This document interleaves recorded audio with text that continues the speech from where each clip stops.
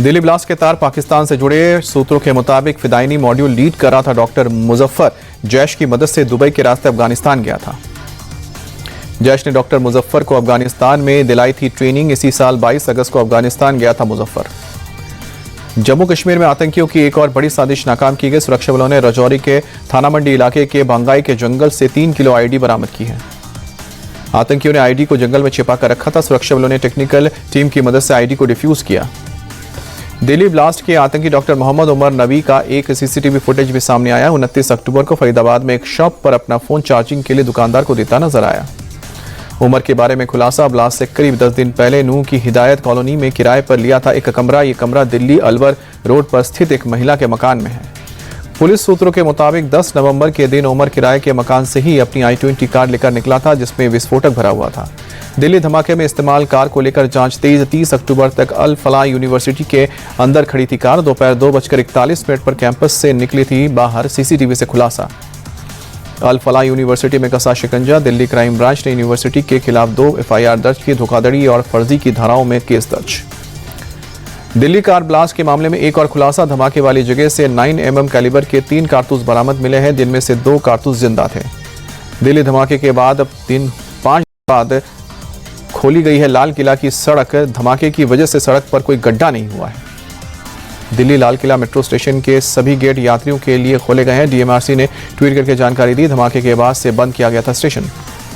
दिल्ली में लाल किला के सामने हुए विस्फोट के बाद करोलबाग बाजार में सुरक्षा कड़ी की गई। पुलिस ने चलाया तलाशी अभियान। मार्केट एसोसिएशन के साथ भी पुलिस ने बैठक की। कई हथियारबंद जवानों को तैनात किया गया है। प्रचंड जीत के बाद सरकार बनाने की कवायद तेज। सूत्रों के मुताबिक 18 या 19 नवंबर को NDA विधायकों की बैठक संभव। मीटिंग में CM का नाम तय होगा। बिहार में सरकार गठन को लेकर हलचल तेज हुई। दिल्ली में अमित शाह से मिले JDU नेता संजय झा। करीब आधे घंटे तक चली मुलाकात। JP नड्डा और ललन सिंह की भी शाह के साथ मीटिंग। 22 नवंबर से पहले बिहार में होगा शपथ ग्रहण। गृह मंत्री अमित शाह से मिले बिहार चुनाव प्रभारी धर्मेंद्र प्रधान। बोले विनोद तावड़े चुनावी नतीजों की समीक्षा और सरकार गठन की रूपरेखा पर अहम चर्चा। RLM के चीफ उपेंद्र कुशवाहा बोले नीतीश कुमार के नेतृत्व पर पूरा भरोसा। वो CM थे और आगे रहेंगे। चिराग पासवान ने फिर से नीतीश को CM बनाने की पैरवी की। बोले कि नीतीश कुमार को ही फिर से CM बनना चाहिए। चिराग पासवान बोले हमने कड़ी मेहनत से चुनाव लड़ा है। जनता से मेहनत का फल मिला है। हम पार्टी के राष्ट्रीय अध्यक्ष संतोष सुमन बोले चुनाव नीतीश कुमार के चेहरे पर लड़ा गया। हम चाहते हैं वही CM बने। JDU नेता लेसी सिंह बोली कि हमारी जीत जनता की जीत है। हम चाहते हैं कि नीतीश कुमार फिर बने CM। चुनाव में मिली करारी हार की समीक्षा करेंगे तेजस्वी यादव। सूत्रों के मुताबिक कल सुबह 11 बजे पटना स्थित आवास पर पार्टी नेताओं के साथ समीक्षा बैठक होगी। लालू के घर चप्पल कांड पर नया खुलासा। सूत्रों के मुताबिक चुनाव में हार के बाद तेजस्वी रोहिणी में जबरदस्त बहस हुई। सूत्रों के मुताबिक रोहिणी ने हार की समीक्षा कर जिम्मेदारी तय करने की बात कही थी। सवाल पूछने पर तेजस्वी ने रोहिणी को अपशब्द कहे और चप्पल फेंकी। सूत्रों के मुताबिक तेजस्वी ने रोहिणी पर फोड़ा हार का ठीकरा। तेजस्वी ने रोहिणी से कहा तुम्हारी हाय लगी है, हम चुनाव हार गए। पटना से दिल्ली रवाना होने से पहले बोली रोहिणी मेरा कोई परिवार नहीं है। संजय यादव, रमीज और तेजस्वी ने ही मुझे परिवार से निकाला है। रोहिणी ने कहा कि चाणक्य बनने वालों से पूछा जाएगा सवाल, लेकिन उन्हें हार की जिम्मेदारी नहीं लेनी है। सारी दुनिया सवाल कर रही है कि पार्टी का ऐसा हाल क्यों हुआ। रोहिणी ने कहा कि संजय और रमीज का नाम लेने पर आपको घर से निकाल दिया जाएगा, आपको बदनाम किया जाएगा, आपको गाली दिलवाई जाएगी। लालू को किडनी देने वाली बेटी रोहिणी आचार्य ने शनिवार को राजनीति छोड़ने का ऐलान किया था। सोशल मीडिया पोस्ट में परिवार छोड़ने की बात कही थी। लालू परिवार में जारी कलह पर बीजेपी नेता अश्विनी चौबे बोले लालू ने बिहार को जातियों में बांटा है। अब उनका परिवार ही बट रहा है। उनका पाप का घड़ा भर चुका है। वो अपने कर्मों का फल भोग रहे हैं। रोहिणी आचार्य के बगावती तेवर पर बीजेपी प्रवक्ता प्रदीप भंडारी का तंज कहा कि प्रधानमंत्री ने पहले ही कहा था चुनाव नतीजों के बाद परिवार वर्सेस परिवार होगा। रोहिणी आचार्य के राजनीति और परिवार छोड़ने पर बीजेपी प्रदेश अध्यक्ष दिलीप जायसवाल बोले जिसने किडनी देकर पिता की जान बचाई उसे यह दिन देखना पड़ा, ये ठीक नहीं है। लालू परिवार में जारी घमासान पर बीजेपी नेता नितिन नवीन बोले लालू ने सिर्फ अपने परिवार को आगे बढ़ाया, ये उसी का नतीजा है। तेजस्वी किसी को आगे नहीं बढ़ने देना चाहते। रोहिणी के फैसले पर बीजेपी सांसद राजीव प्रताप रूडी बोले RJD बिखरता जा रहा है, ये संकेत अच्छे नहीं है। बीजेपी नेता रामकृपाल यादव ने लालू परिवार का मामला इसे बताया। बोले कि एक व्यक्ति की वजह से पूरी पार्टी और पूरा परिवार बर्बाद हो रहा है। रोहिणी आचार्य के परिवार और राजनीति छोड़ने पर JDU नेता नीरज कुमार बोले बेटी लक्ष्मी होती है, जिसने पिता की जान बचाई उसका अपमान करना हमारी परंपरा का हिस्सा नहीं है। लालू राबड़ी चुप क्यों है। नीरज कुमार बोले रोहिणी के आंसू लालू यादव को बहुत महंगे पड़ेंगे। राजनीति के धृतराष्ट्र ना बना रहे। सपा चीफ अखिलेश यादव ने बिहार चुनाव के नतीजे पर सवाल उठाया, कहा कि 202 सीट हमें हजम नहीं होती। बेंगलुरु में बोले अखिलेश यादव, बीजेपी में हमें सीखना होगा, यूपी चुनाव में भी हमें डबल सेंचुरी का टारगेट फिक्स करना होगा। अखिलेश को बीजेपी सांसद दिनेश शर्मा ने दिया जवाब, कहा कि पराजय को सहन करने की शक्ति होनी चाहिए। कर्नाटक के मंत्री दिनेश गुड्डू राव बोले, चुनाव आयोग की मदद से बिहार चुनाव में एनडीए जीता। सीपीआईएम के लीडर वृंदा करात का निशाना, कहा कि बिहार चुनाव अगर फ्यूचर इलेक्शन का एग्जाम्पल है तो चुनाव आयोग का नाम भारतीय जनता पार्टी कमीशन रख देना चाहिए।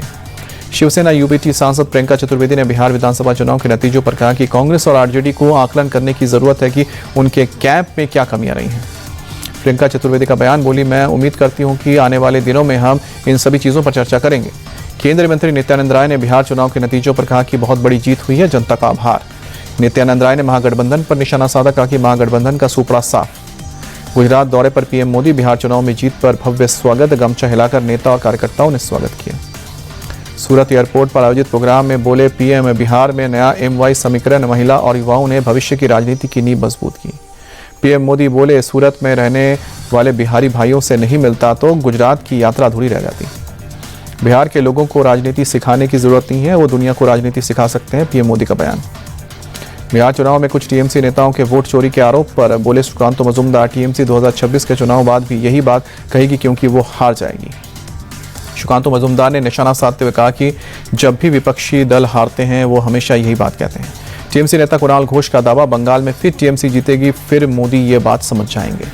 बंगाल के डायमंड हार्बर में बीजेपी वर्कर से मारपीट का मामला सामने आया। लॉकेट चैटर्जी बोली, बिहार के नतीजे से टीएमसी डर गई है।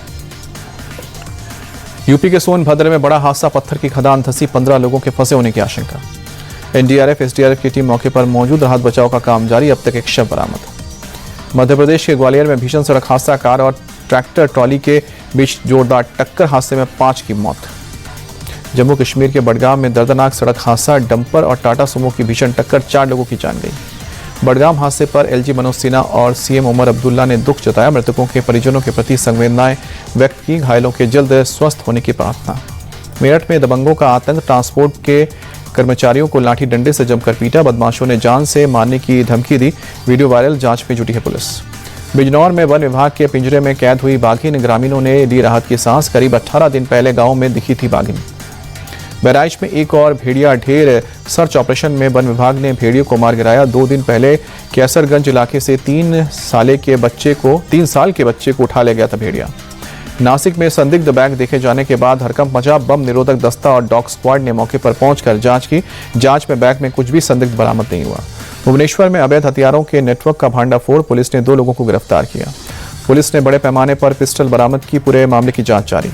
गोलियों की तड़तड़ाहट से गूंजा दिल्ली का पंजाबी बाग, सिरफिरे आशिक ने लड़की को गोली मारने के बाद खुद को भी गोली मारी, लड़की की मौत, गंभीर हालत में लड़का हॉस्पिटल में भर्ती। बागेश्वर धाम के पीठाधीश्वर धीरेन्द्र कृष्ण शास्त्री की 10 दिवसीय सनातन हिंदू यात्रा आज समापन। यात्रा का समापन वृंदावन के बांके बिहारी मंदिर के दर्शन के बाद होगा।